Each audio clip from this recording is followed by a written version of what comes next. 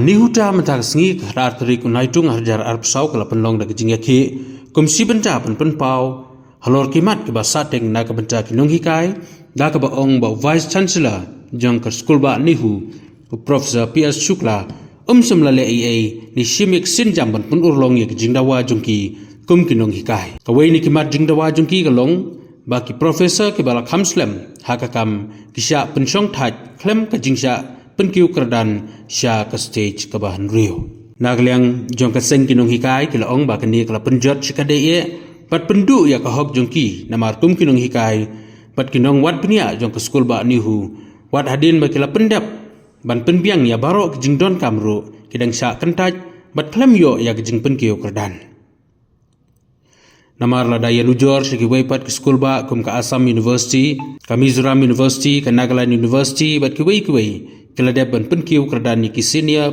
professor sya ka stage ke bahan riu rei ke skul ba nihu hasilong kampat la ban le bat lengba ke jingle siliang jong vice chancellor la sakhi ba ka puli dangli hapo ke skul baru kalahiar arsut haki arsnem siteng la berap kinongilam jong kani huta we demand immediate fixation right from now to expose this administration led by this BC, Professor Prabhashankar Shukla, who have failed in every front as far as the university is concerned, more specifically with regard to the welfare of teachers. So friends, I welcome all of you to this protest. We will start our meeting and we have 4 agendas mainly that we have put here. Well, the first one, as you all know, the long pending issues of CAS from 5 to 6. And as friends, as colleagues, as members of our Nehuta, we feel bad that people are retiring every month without getting their due share of CAS, which is their right to be promoted from stage 5 to stage 6. And we have been saying to this BC on his face that it is not the question of money, it's just a matter of one increment, but it is the matter of the prestige of teachers to be retiring as a senior professor, because that's their right. They have fulfilled all criteria that has been laid down by the UGC. Yet, this Vice Chancellor somehow is not ready to, probably he himself is not the senior professor, that's why he doesn't want to see anybody as senior professor. But he has forgotten the fact that he is the Vice Chancellor, who is above all as far as among equals are concerned. Yet, he has been adamant. Many of our colleagues retired who are from different schools, and we feel so bad because all of them are so deserving to be retiring as senior professors like in any other university. In all central universities this has been done. You look around in the region, whether it's Mizoram, Manipur, Assam or anywhere else, everybody got their due share in due course of time. But in our university, this is the dubious distinction, and this is the credit goes to this Vice Chancellor Professor P.S. Shukla, who have not fulfilled his duties that have been enshrined. When he has been sent here as a Vice Chancellor, he is supposed to discharge his duty as a Vice Chancellor. But rather, he is acting as if he is the CEO of this private enterprise. And we have been telling him, and we are telling him again, that this Nehu or Northeastern Hill University is not your private enterprise, that you will function the way you want. You have to abide by the rule. We are governed by Nehu Act, Statute and Ordinance, and we are governed by UC Regulation 2018. Come what may, whether you like it or not, whether you want to favor someone or not, you are bound by these rules, and come what may, these rules cannot be ignored, and we as teachers we are here to ensure that this is implemented in letter and spirit.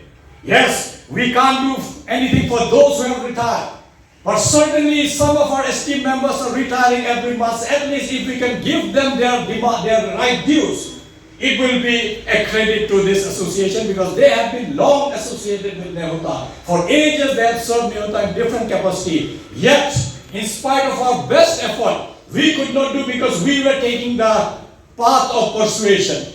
We were taking the path of peacefulness. We were taking the legitimate rights of deliberation and discussion. Yet, it has failed because this Vice Chancellor doesn't seem to understand any democratic setup. Rather, he wants to bulldoze things which are beyond the rule. And time has come that now no more talking. We have said him in the last meeting of the new Nehuta EC with him, we said we are done with talking with you. We will not write to you anymore. We will simply come and demand our right here. If necessary, we go inside his office to demand what is the rightful demands of all the teachers. And hence, we start with today. Well, the first is the long pending, like I said, CS of 5 to 6, and this is a very, very serious issue because many of our retired teachers, and sometimes we feel bad because our teachers, sometimes they go and sit in interview of those who are being promoted from 5 to 6, because if you are 10 years professor, you are eligible to be member of the selection committee.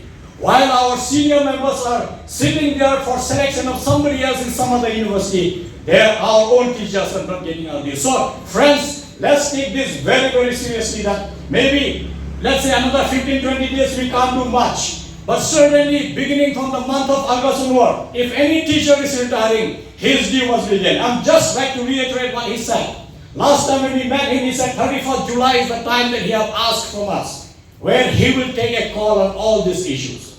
While the 31st July is approaching very, very fast, we will intensify our agitation so that our demands are fulfilled at the right time. And hence, this is very, very serious, friends. Let's take this a very serious. Dibakar was there, he was out of the station. When light went off for 35 long hours, he's not in the station. Every time there's a crisis in this university, the Vice Chancellor Professor P.S. Shukla is out of the station. This indicates that he is least bothered about the welfare of this university. He is only bothered for what we don't know, because maybe we have to ask. We have to ask for an RTI. We have to ask for an RTI that where have he been for last 2 years? Every second, third day he's out of the university. Whose money he's using? If he's using our money, for what purpose he's going? Is he going for official duty? Is he going for personal duty? Because he has not brought a single paise. Not a single paisa has been brought to Nehu by this Vice Chancellor to make a new hostel, to make new quarters, new classroom, maybe repair the road, street lights and everything else that you see around the campus. Everything is getting deteriorated, but he is least bothered because there is no money. Because earlier Vice Chancellor, we all remember, whether it's Professor Miri or Professor Chandan, every time they go to Delhi, they will bring 100 crore, 200 crore, make clusters of classroom, make your community hall, make your indoor stadium, make hostels, make water, everything else that we need. But today's Vice Chancellor, like P.S. Shukla, has no effort whatsoever to go to the ministry and say, I need 500 crore for the Nehu. I need 200 crore for Nehu. I need to build more quarters because quarters are dilapidated. Many of our teachers are staying in bamboo hut, which is in shabby condition. That is not your accommodation as per your entitlement. But these issues are petty issues for him. His issues are whose bill is what, whose medical bill exceeds 500 rupees, who has forwarded, who has not forwarded. These are petty issues that a Vice Chancellor is not supposed to look at. He is looking at these issues, and that's why he's not finding time for the larger policy issues. You need to have big schemes that you should bring from Delhi. And this is expected of a Vice Chancellor. Not only him, whoever sits in that chair. It's his obligation, it's his duty that he brings money for the welfare of the university. Not use our money, drain our money for things which otherwise we don't see brings any benefit to us. So far he has been out for n numbers of time. We really don't know where he goes. We don't know what kind of meeting he's attending because it is not fruitful in the interest of the university. Because coming back from that meeting, we have not seen him bringing anything special for Nehu. Nehu is what it was made from the time of Professor Miri, Professor Tandon and so on and so forth. Since then, nothing has been added to this university. And in 2018, point number 11, period of probation and confirmation. 11.1. The minimum period of probation of a teacher shall be 1 year, extendable by a maximum period of 1 year in case of unsatisfactory performance. Now, this VC seems to have decided right at the beginning of your joining that you are not giving satisfactory performance of your service. And this is the irony, this is I would say a joke, that he has already decided right at your entry level that your performance will be unsatisfactory. And hence, this is highly arbitrary.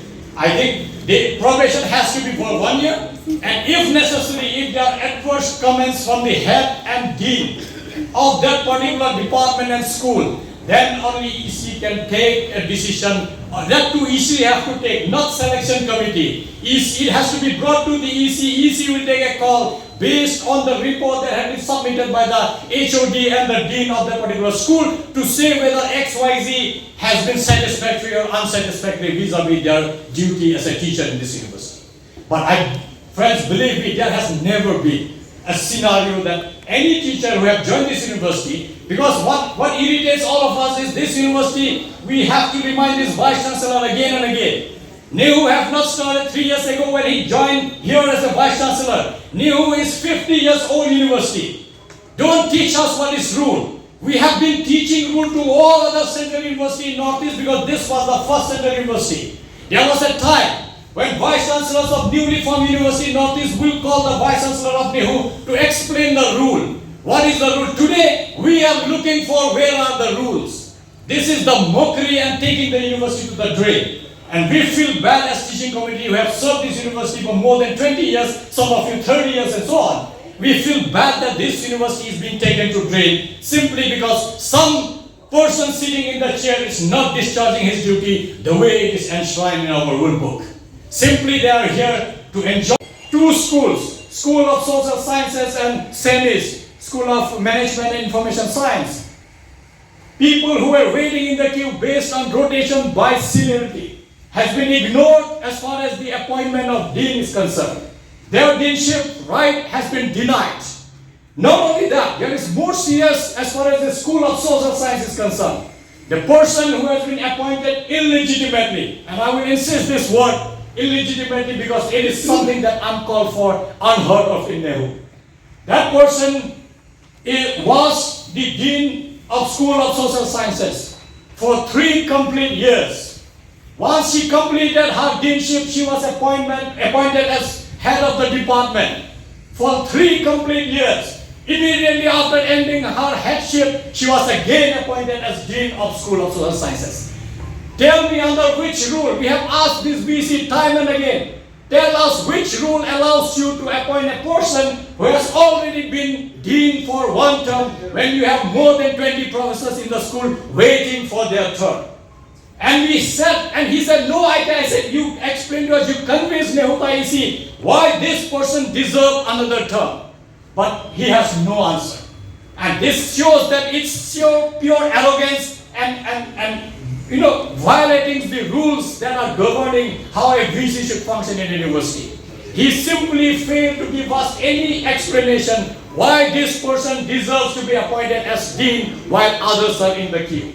We would condemn it in the strongest of terms. The Vice Chancellor who dared to appoint somebody who has already been a dean and ignoring, say, 20 odd professors down the line, and the person who has taken it up, knowing fully that this is not her right. This is purely greediness on the part of an intellect. And why I say it feels bad, because this is not a small job. You are a professor of this university. If we don't set examples in the society that when there is an illegitimate offer, if I accept it and equally partner to the problem, I'm actually emboldening the VC. Today he has done for 2 schools. Tomorrow he will do another school. All 8 schools are at the threat. One day or the other he will simply put somebody because he doesn't like somebody in the queue, and he might reappoint somebody because there is a rule. But the rule says that, and it has been interpreted that reappointment can only be done once you exhaust the list of professors in that school.